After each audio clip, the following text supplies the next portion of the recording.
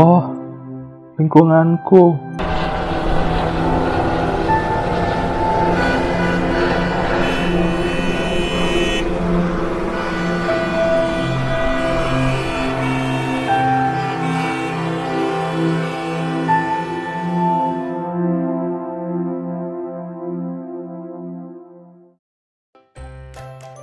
Aha.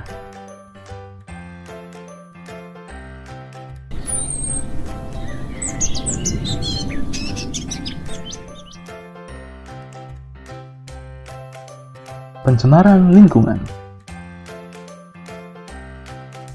Pencemaran lingkungan adalah masuknya bahan organik atau anorganik ke dalam lingkungan kita. Seiring dengan pertumbuhan penduduk, semakin banyak pula kebutuhan manusia. Pencemaran lingkungan dapat dibagi menjadi 4. Pencemaran air adalah masuknya bahan pencemaran ke lingkungan air.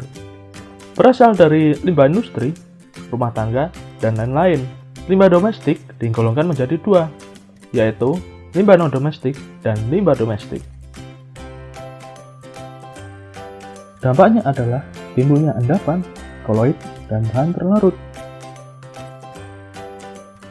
Lalu, perubahan derajat keasaman.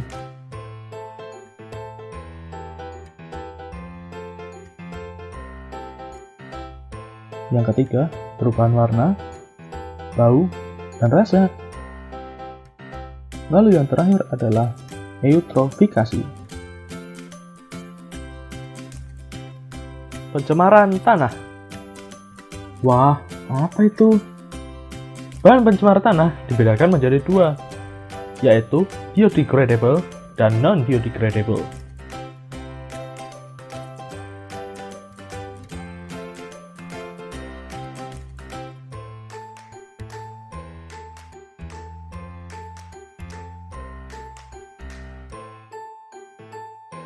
Setia, ternyata sampah di sini tidak diolah dengan baik, sehingga tanah di sekitar tercemar.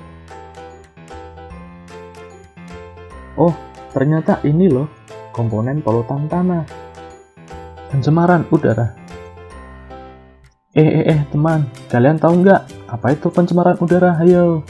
Zat pencemaran udara diklarifikasikan menjadi 2 tipe, yaitu zat pencemar berupa partikel butiran halus yang masih terlihat dengan mata, seperti uap air, debu, asap, dan kabut, serta zat pencemar berupa gas yang hanya dapat dirasakan melalui penciuman. Dampaknya, lapisan ozon menjadi rusak.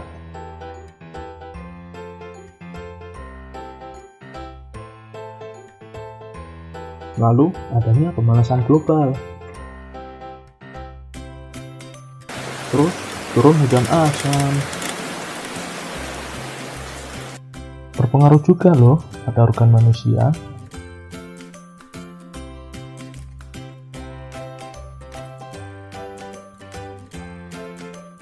Pencemaran suara.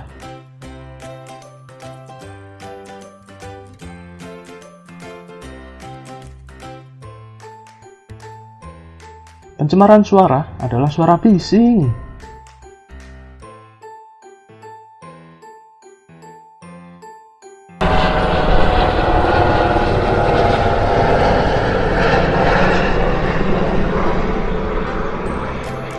Tinggi rendahnya suara diukur dengan satuan desibel.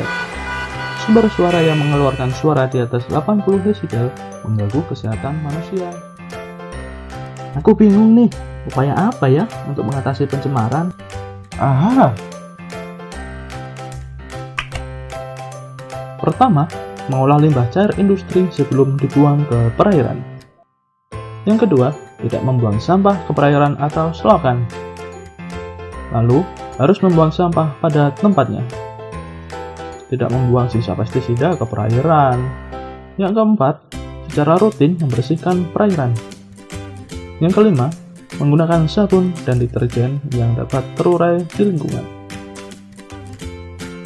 Upaya untuk mengatasi polusi tanah diantaranya adalah: pertama, memilih sampah yang mudah terurai dan sulit terurai. Kedua, menggunakan sampah organik yang mudah terurai sebagai pupuk kompos. 3. Menggunakan kembali sampah yang sulit terurai seperti kardus dan plastik. 4. Membuang sampah pada tempatnya. 5. Mengurangi penggunaan pestisida buatan. 6. Mengolah limbah industri sebelum dibuang ke lingkungan. Yang ketujuh, mengadakan penyuluhan kepada masyarakat. Upaya untuk mengatasi polusi udara diantaranya adalah: pertama, lokalisasi kawasan industri. 2. Tidak membakar sampah di pekarangan. Yang ketiga, tidak menggunakan lemari es yang menggunakan CFC. 4. Membuat taman kota dan jalur hijau. Yang kelima, mengurangi penggunaan bahan bakar fosil. Yang keenam, meneruskan pabrik untuk memasangkan filter gas. 7. Mencegah penebangan dan kebakaran hutan.